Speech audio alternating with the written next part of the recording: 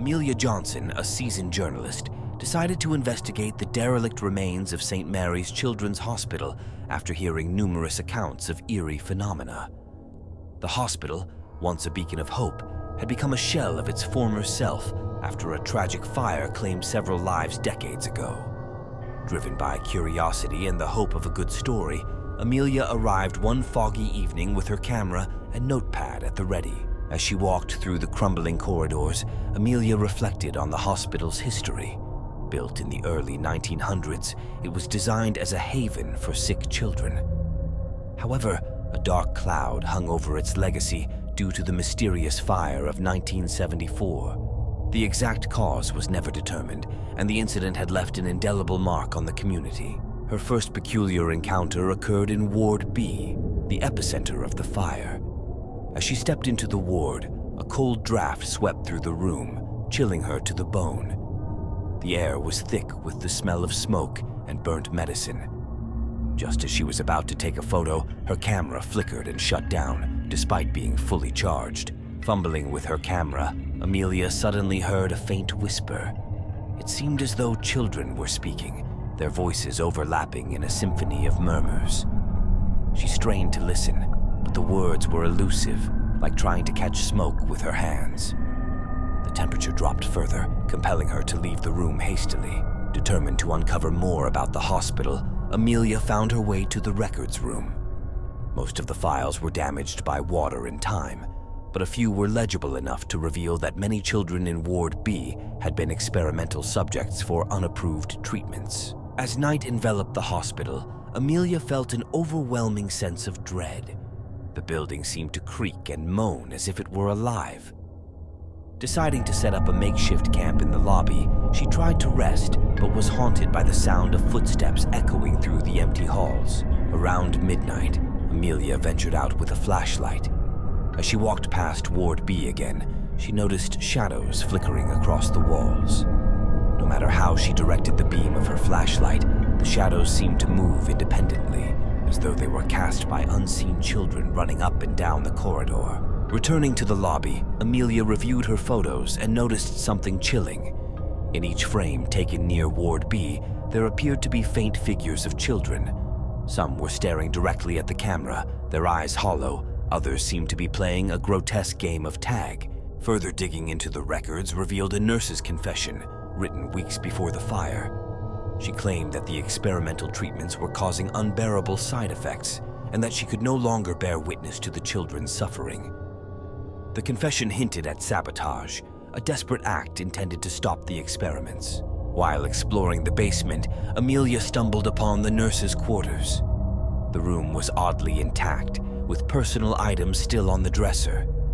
A mirror on the wall suddenly fogged up, and the words, "Help them," appeared, written from within the fog. Amelia realized that the nurse's spirit might still be haunting the hospital, seeking redemption. By the early hours of the morning, Amelia was exhausted and decided to leave. As she packed her equipment, she felt an invisible hand tug at her sleeve. Turning around, she saw nothing but felt compelled to follow a path that led back to Ward B. Inside Ward B, the voices became clearer. "Help us," they whispered. "Set us free." Amelia, overwhelmed by emotion and fear, spoke aloud, promising to tell their story, to bring to light the forgotten tragedies of the hospital. As Amelia walked out of the hospital, the air felt warmer, the whispers subsided, and for the first time that night, the building seemed at peace. She looked back one last time to see a light flicker in Ward B, a sign, perhaps, that the children knew they were no longer forgotten. Back at her desk, Amelia wrote her story, her words a mixture of investigation and supernatural experience. When it was published, it reignited interest in St. Mary's Children's Hospital, prompting calls for a memorial. Months later, a small ceremony was held at the hospital. A plaque was unveiled, commemorating the lives lost and acknowledging the pain that had occurred within those walls. Amelia stood among the crowd, her heart heavy but hopeful that her efforts had brought some peace to the restless spirits of St. Mary's S.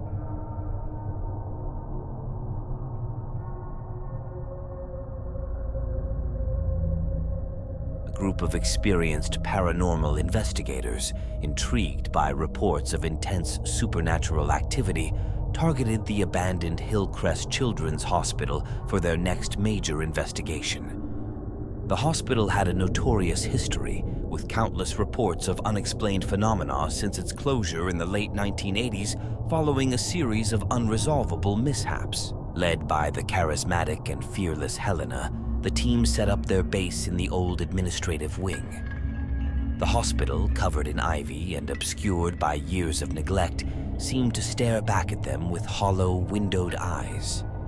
They prepared their equipment under the dying light of day, tension and excitement palpable in the air. As night took hold, the team split up to cover more ground. Helena and her partner Tom ventured towards the pediatric wing, where the majority of paranormal reports had originated. Their steps echoed through the halls, and the air grew colder with each step toward the heart of the ward. No sooner had they set up their cameras and recorders, the faint sound of crying echoed down the corridors. It wasn't the wind. It was distinct, heart-wrenching sobs that seemed to seep through the decaying walls. Helena felt a chill run down her spine, but she pressed on, her curiosity overpowering her fear. As they rounded a corner, both investigators saw fleeting shadows dart across the hallway. They were too small to be adults. They moved with the erratic energy of children. Tom, ever the skeptic, suggested it was merely the effect of their flashlights. But Helena wasn't so sure. Venturing deeper, they found the nursery. Cribs lined the room, their bars rusted and mattresses decayed. Here, the cries were louder, and the air was filled with an inexplicable scent of baby powder. It was as if the room was resisting the passage of time, holding on to its tragic past. Helena decided to conduct an EVP, electronic voice phenomenon session, right in the nursery. The digital recorder was set, and she began to ask questions into the emptiness. Who are you? Why do you cry? The playback revealed a startling response. Cold. So cold. Tom, monitoring the temperature, noted significant drops in certain spots. Using a thermal camera, they captured images of orbs, round, inexplicable balls of light that moved with apparent intelligence, hovering over the cribs as if watching over them. Searching through an adjacent storage room, Helena uncovered a box of personal effects.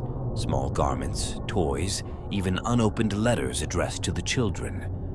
The items were surprisingly well preserved, almost as if they had been left yesterday rather than decades ago. The team decided to set up a night-long vigil in the nursery.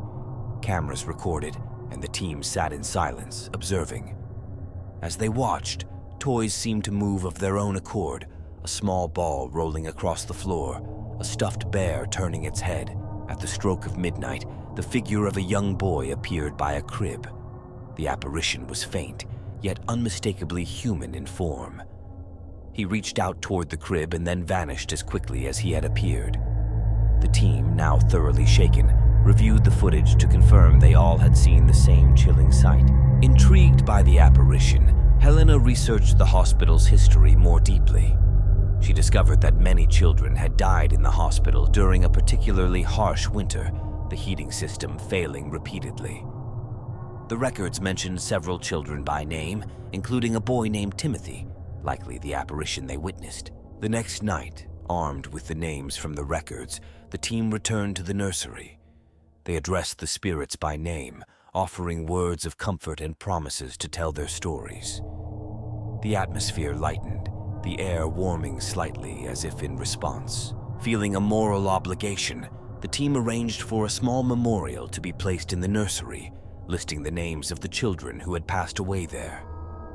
They shared their findings and experiences in a detailed report, hoping to bring closure to the spirits still lingering in Hillcrest. Months after their investigation, reports from other visitors suggested that the paranormal activity had become less intense, more peaceful.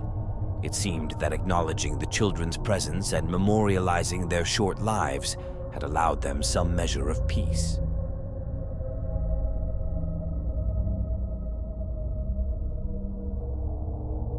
Local legend told of a cursed ward in the abandoned Greenfield Children's Hospital.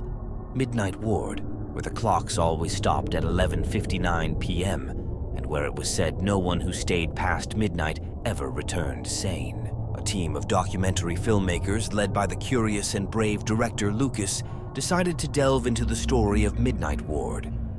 Their goal was to spend a night in the ward, capturing everything on film to either debunk the myths or validate them. The hospital stood isolated on a hill, its walls crumbling, ivy creeping over its once pristine facade. The team entered through the creaking main doors, their footsteps echoing ominously in the vast, deserted lobby. They set up their base in the common area just outside Midnight Ward. Cameras, audio recorders, and various other pieces of paranormal investigation equipment were strategically placed to capture any abnormalities. The first anomaly they noticed was the clocks. Every clock they passed showed different times, but as they approached Midnight Ward, every clock synchronously clicked to 11:59 p.m. and stopped.